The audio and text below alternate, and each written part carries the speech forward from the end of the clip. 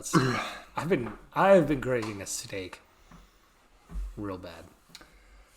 Hello and welcome to Two Whole People. I'm gonna keep your little piece Keep that in. I'm your co-host Connor. And I'm Kevin. Thank you for coming today. I'm a data engineer, about 4 years of experience. I have a master's in data science and a computer science bachelor's from Grand Canyon U. And that is the authority onto which I will speak from. Onto which. That's from which. Correct. Yeah, that's the one. No? Okay, so what have you done? I'm a full stack web developer. And I also got a bachelor's. Yeah, but not a master's. Not a master's. It's probably smart. It was expensive. I don't know if it was worth it, but I actually might do a video about that at some point. I do that with you. I thought you were about to say, I actually might do my doctorate. I was about to just slap you right in your face. Call me doctor. Because I know how to code, so call me a doctor. I don't know. Yeah. Doctor code. Well, you can just code really good. Really well. Yeah. Wow, this is... All right, what are we doing here? Deteriorating All right, fast. job interviews. Yeah. Job interviews. Yeah. We just posted a video about a week ago. We just recorded it about 10 minutes ago. I changed my shirt. He didn't bring a shirt to change into. I didn't bring a shirt to change into. So unprofessional. Same These are the types of things you learn when you're getting your master's. That you just didn't... They don't teach you how to change your shirt in your bachelor's degree. You just don't know how. You know, it's on backwards, inside out right now. It's just a mess. Job interviews. We just posted a video a week ago about tips. Specifically, this is for software jobs. That's kind of what we're talking about. Although these concepts that we talked about last week in terms of tips of how to be well prepared, they can probably be used for jobs outside of the software realm, but we're speaking as people who are in the software realm. Yeah, we haven't really interviewed for many jobs not in the software realm. Besides, you worked at Chipotle. I worked at Chipotle. He did. I worked at a place 3 months. called the Pizza Press. It was horribly depressing. Yeah, we can talk about that at some point, maybe. That would be fun. Like past jobs, that would be a good video. Past jobs that were garbage. I was burned. I had a boil on my toe. Anyway. Anyway, this one though, in this video, we wanted to talk more about how to get over the fear of going into a job interview. This one probably won't have as many ties to what we do in terms of coding, but we just wanted to talk about.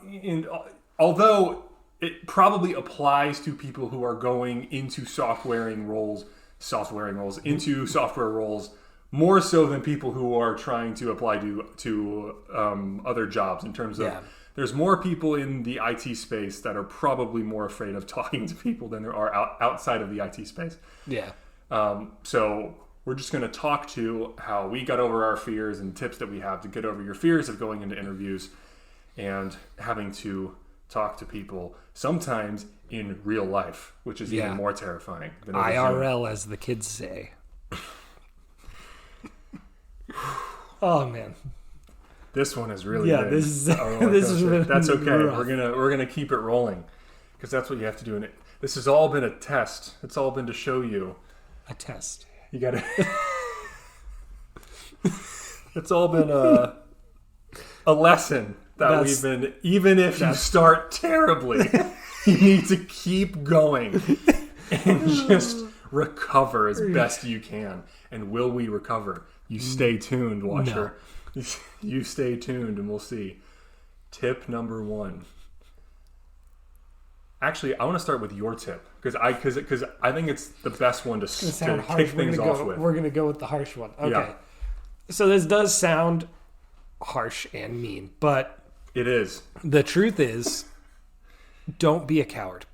Okay? And let me explain that before you turn off the video. Basically what I'm trying to say is you have a goal of getting a job, and there's only one way to get through that, and that's a job interview. And I know that it sucks, and I know that it's scary, and I know that you're nervous. Trust me, I had some of the worst social anxiety coming out of college, so job interviews were my worst nightmare. But I eventually had to say, It's just something that I need to do. Like it's a necessary evil that I need to just get over my fear, or work through the fear, because the likelihood of you getting over your fear in time for a job interview, not very likely. But working through it and doing it afraid is the best advice I can give you. Yep. Because it's probably not going to be that bad. If I'm being honest, the people interviewing you are probably super nice, and the questions aren't going to be that hard usually, and they're going to be super nice and easy to talk to, and it's going to be okay. Yeah. And then if it's not, do you even really want to work there? That's a good question. So 2 things on that. The first thing is, you can just force yourself to do things that you don't want to do, that you know you need to do. And there's, I don't know how many people in this modern world, I guess, say that all the time, but you definitely can. You are a conscious agent in this world and can just choose to go to an interview, to apply to, the job that you want to apply to, knowing that you're going to have to talk to someone at some point. You just have to do it. You just have to. You just have to go. And the second thing is, the best way to desensitize yourself to these types of interactions with people is just to do them. So that's your best bet, regardless. Even if it goes terribly, if you have 10 of those in a row that are awful, you're still going to begin to desensitize yourself to talking to other people. And on the 11th or 12th one, you won't be as anxious. And you may have to get over, the fact that you were rejected 10 times and, to get through that. But just speaking to people, you definitely will not. If you do it over and over and over and over again, you're not going to be as anxious. It's just a thing that you have to get used to. And eventually, you don't have to deal with that anxiety because, you're talking to people all the time. Or if you make an attempt to talk to people all the time, at least, if you get the job and you try to converse more and talk to people, then it just becomes something that you don't have to worry about because you've done it so much that it just fades into the back of your mind and you barely think about it anymore. Not to say that you'll never get nervous, or that you shouldn't get nervous if you're giving a presentation or if you're going into an interview for like your dream job or something. There are reasons to be nervous. I mean, you're trying to sell yourself and your skills and the experience that you've gotten up until that point. And so that's a good reason to be nervous. But then there's a point at which it's just, social anxiety for just the sake of anxiety. Yeah, just because you're nervous about something doesn't mean you shouldn't do it. Yeah. And I think that's the big thing we're trying to get at is a lot of people, at least, I mean, myself included, is when I get too nervous about something, I just make an excuse and justify why I don't have to do it. And I don't do it. Even though the reward for what that thing might have been, like what I would have accomplished, what would happen after that, would probably be much better than what I was justifying by not doing it. So in this situation, if you need a job, you're going to need to do an interview. It's just the way that our world works. So you're going to have to just get over that fear or work through that fear and push through those nerves and do it. Just do it. Just do it. Just do it. Is that still a meme that people know about? I don't know. We're aging ourselves. Yeah. So on that note of desensitizing yourself, practice with a parent, with a loved one, with a friend, with your dog. With your dog. And that might seem stupid, but if you don't have anyone else to... But also, like, if you're super nervous around people, but you're not nervous around your dog, reciting answers to common interview questions to your dog or to just out loud will legitimately help you. Then you can move up, level up from there. You don't have to, like, jump into asking some guy at Starbucks to interview you. That'd be weird. Yeah, it could, and I'm sure there's What is it? There's like online interview sites that do that. Where I think you can get a free trial. I don't know if they're paid or not, but yeah, there are places online where like people will join like a Zoom call or a call of some sort, and you can they will give you an interview or a topic, or you'll give a presentation to people who don't know you to let you practice it. Yeah, and that's great. And there's zero risk to that because you'll never see any of them again. So if you do terribly, that's fine. They provide you with feedback, which is really important, because like you could be doing something that you have no idea that you're doing when you're talking, and they can tell you about that. You can consciously make the decision in your next practice session to not do those things, and you can improve in that way. Yep. And although I want to note, and this kind of goes on to point two, that so far the tips that we've given the focus has been a lot on you, a lot on how, like, what can I do to practice, what can I do to focus, what can I do to desensitize myself, what can I do, and that constant focus on the self can just itself lead to a lot of anxiety. If you're constantly focused on yourself to the point where you don't even see the things that are occurring around you, the focus is too much on you. You breathe a little bit, look around.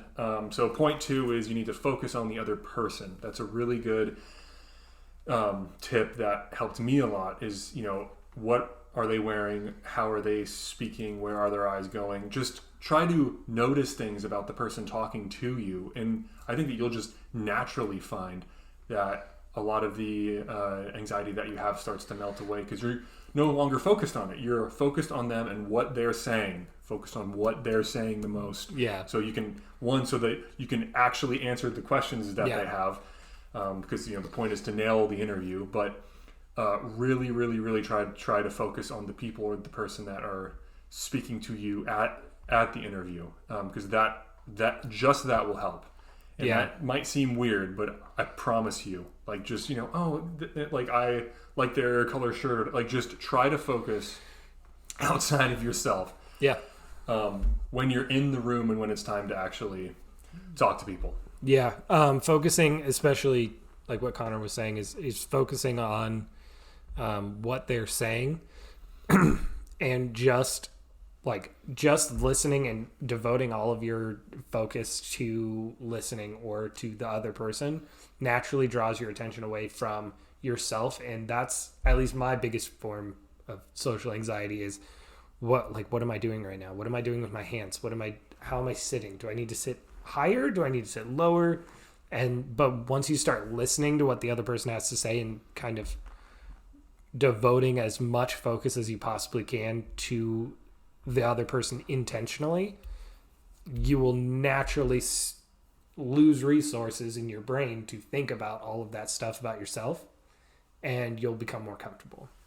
But yeah, and I like what you said too about if you start to think about the way that you're trying to sit in the chair, because there was a time where I was giving a presentation, and I remember I was thinking about while I was up trying to give the presentation, like, what do I normally do with my hands? Because I forgot how I just rest them, like, while I'm standing. And I was like, what do I do?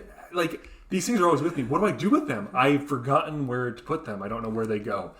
And that's a sign that you're thinking way too much about yourself, because the unconscious tendencies that you have now become completely conscious. And that's way too much internal thought. Yeah. You want a lot of your speech patterns and your flow and your presentation to be like, you want the unconscious parts to stay as they are, just the way you move, the way you talk.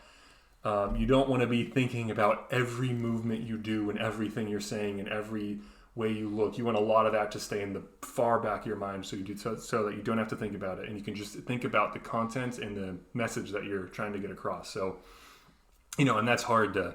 It's hard to do, and that's why you need to practice. Yes. That is the only... Because it's not a thing you can fix by thinking about it, because then you're thinking about the fact that you're thinking about a thing you're not supposed to be thinking about. And that just spirals.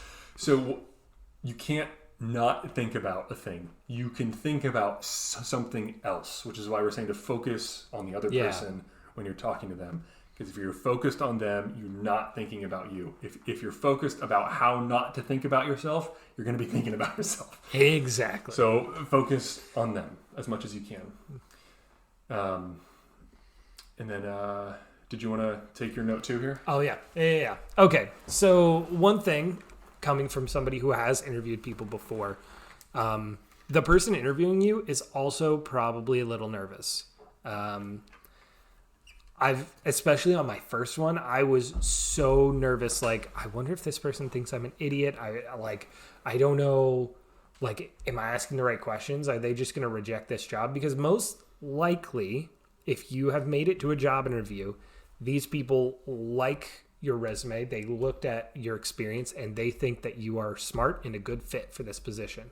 Now, you might get the off person who comes in and is like completely like casual, and like that one engineering manager who comes in like in a Hawaiian shirt and flip-flops and he kicks his feet up on the table and just asks you a few questions and you're good to go. But also those interviews are fun because you don't feel nervous really.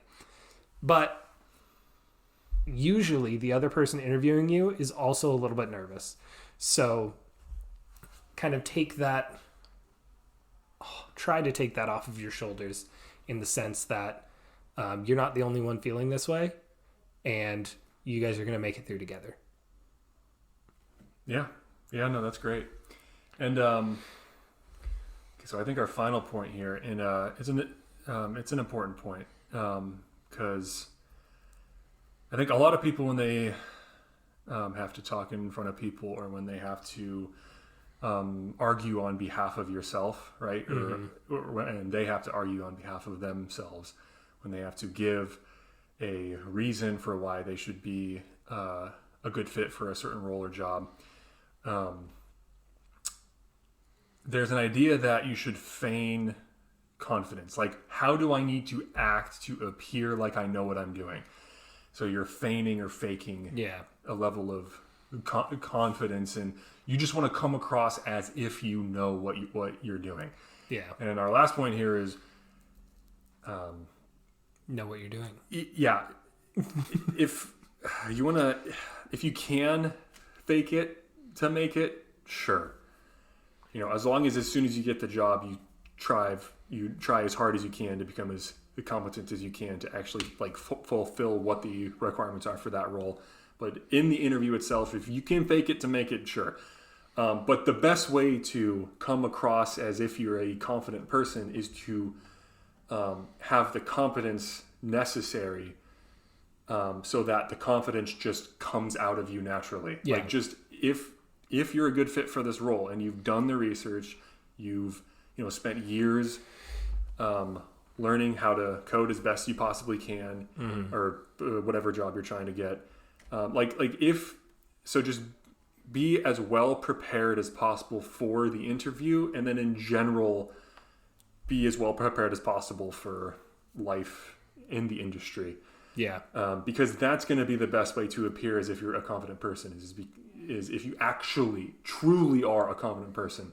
And I think there's also a level of confidence you can achieve that you can't fake if you actually achieve it the proper way. Yeah. And we'll get there at some point, but yeah, like that takes decades of experience,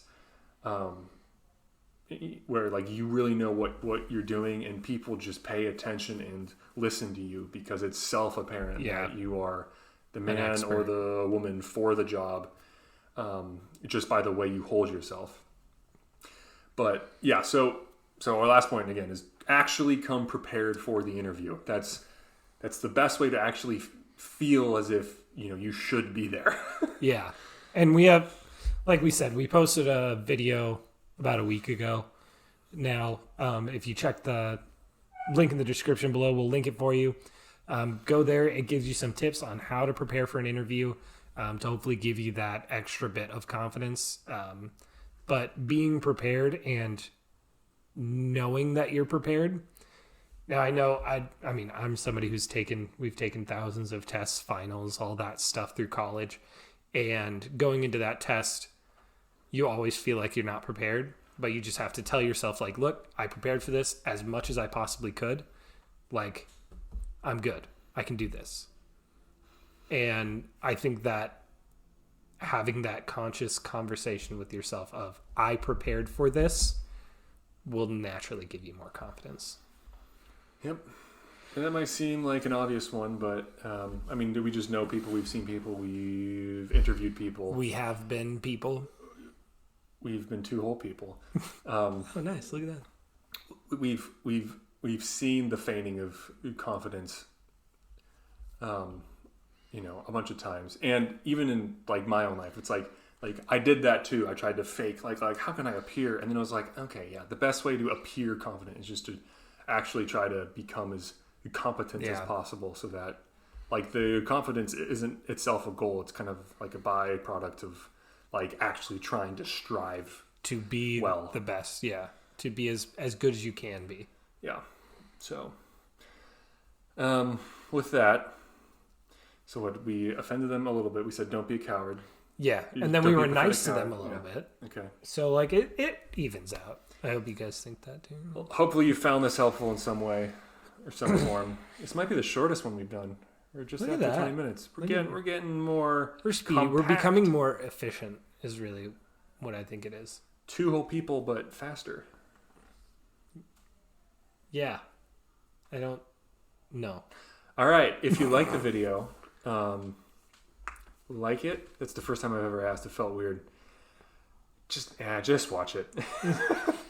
Do whatever you want, really. Yeah, do whatever you want. If you want to continue watching, maybe hit the subscribe button. If you want to see more of these videos, it feels weird to ask people to do this. What I want you to do is, if you think there's something that we've done that's wrong, I want you to light us up in the comments. Flambe us. Flambe? What is it? I think that's the correct Nailed it. Like term, but I don't flambe us. Roast us alive. I've never heard anybody's asked to be flambéed. Flambe me. Comments. Tell us what we can do to improve, and tell us if there are things that you want us to talk about that we haven't talked about. We would love to get some feedback, and we'll talk about things that are suggested. Yeah, yeah, we will. Look at us. Look at us go. Outro. Hey, we're going.